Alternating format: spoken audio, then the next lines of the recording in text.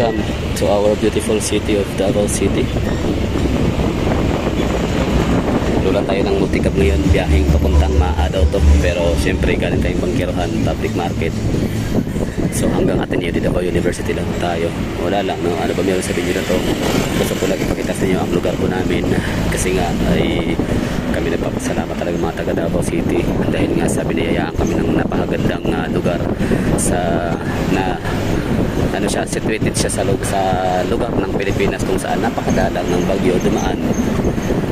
Inuulan kami ng napakalakas. Tapos yun, binabaha kami dito sa downtown area of Davao.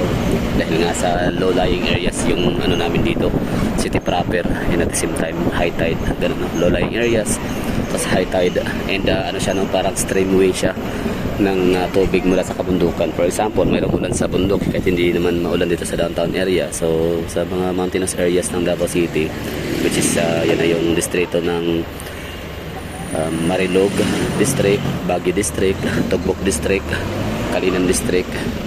So yung mga lugar na yon ay magano yun bali bababa yung tubig mula sa kanilang mga kabukiran papunta dito sa downtown of Davao, kasi nga andito yung lagusan ng tubig papuntang dagat, di ba? So ito yung nakapattern na ho talaga yan kahit anong gawin natin, kahit pagano kahitik yung isang syudad, kahit gano'ng kayaman, as long as yun talaga yung billions of years na nahalipas, ganun talaga yung city. So ganun talaga yung formations ng lugar, yung landscaping na kung saan dinadaanan yung lugar. So nagkataon, andito yung urbanization, dito nagsimula yung pagdami ng tao, establishments.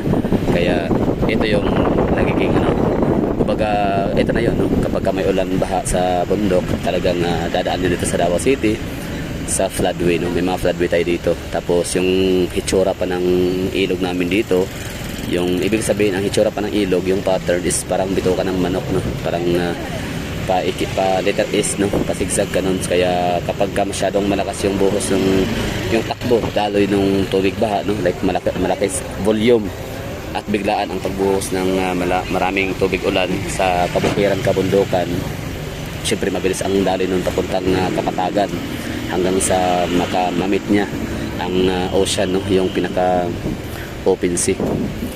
So yun, dadaan yan sa ano namin dito, sa mga floodway nga namin na pasigsag, pa letter is yung disenyo. Kaya ayun, magkakaroon talaga ng pag-overflow at mababahaan yung mga kabahayan na nasa gilid ng mga ilog. So ang nangyari, yun binabaha kami dito. So kahit walang ulan, walang bagyo sa Davao City, sa pinaka-urban area, pinaka-city proper, since andito nga yung daanan, andito yung floodway, kaya binabaha kami dito. Nasasabayan pa ng sasabayan pa kami ng high tide, di ba? So yun lang, ito yung Davao City namin, itsura, maganda, no? Marami-rami na kaming tatlo na yung kanina namin dito na underground cable system. Para kami kita mga gawad ng kuryente dito sa likod mismo ng sangguniang panglungsod sa Magallanes Street, or Petio na siya ngayon kung kikilalanin, no? Tawagin. Tapos yung sa unahan naman ay Siem Reap to. Yan yung pangalawang area na wala na rin tayong makikitang overhead wires. Basta ganda ng Davao City ngayon. Ibig sabihin yung klima namin super bliss ang mga taga Davao City. Siguro isa yan yung mga rason at dahilan na bakit tinawag ang Davao City na the most livable city. Kasi nga hindi bahain, hindi bagyuhin. I mean, bahain kami pero 3 hours, no? Binabaha man kami 3 hours lang, pero hindi kami binabagyo rito. Hindi kami nadadaanan ng mga super typhoon. Meron mga napapadaan dito na super typhoon, like signal number 1, di ba signal number 1? Yun yung pinaka paano ba yung ranking pinakamalakas? Number 1 ba? Tama, signal number 1 lang kami dito. Number 1, number 2. For example, nung bagyong Pablo na nakadamage siya ng napakaraming lugar, no? For example, Agusan del Sur, Surigao del Sur, and Davao Oriental, tsaka Davao de Oro. So 4 na probinsya talaga yung marami silang sinalantang mga kagamitan, tao mismo, no? Buhay yung bagyo na yun. So kami dito, signal number 1. Pagkaalala ko ng Davao del Sur, signal number 1. Tulog ako nun, tapos nasimula ako nababahan na yun ang alakas ang ulan. Tapos yung mga declared as walang pasok, no? Yung mga government and public schools. Tapos mga kapitbahay na mga may kaya, nakikita ko sila na nag-packing na sila ng kaya na mga gamit, no? Nag-karton.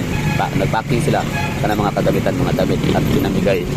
Papadala sa mga nasalanta sa may Davao Oriental, Davao de Oro, and some part of Surigao del Sur and some part of Agusan del Sur.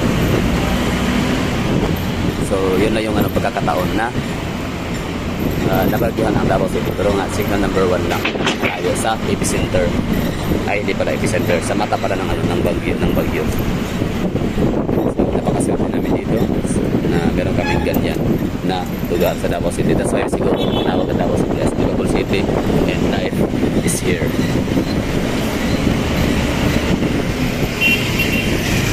Dahil bihira kami nabagyuhan, tapos binabaha nga kami ng 3 hours lang, at kapag high tide naman 6 hours.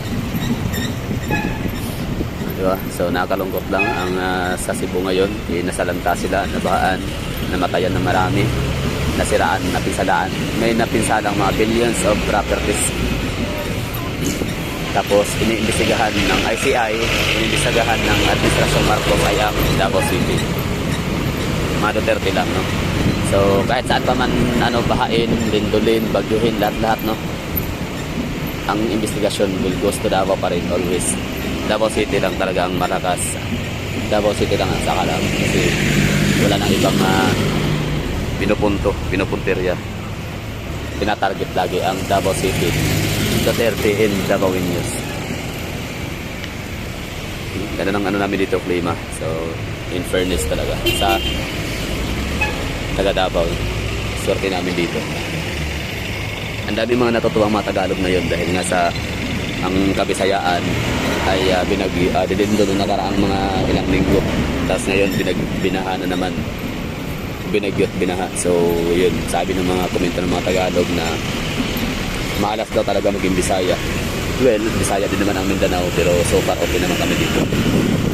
Bisaya by dialect, although hindi mo kami pure Bisaya na, kasi nga halo-halo na yung Mindanao. For example, Davao, mix sa kami dito, no? Mixture of race, no?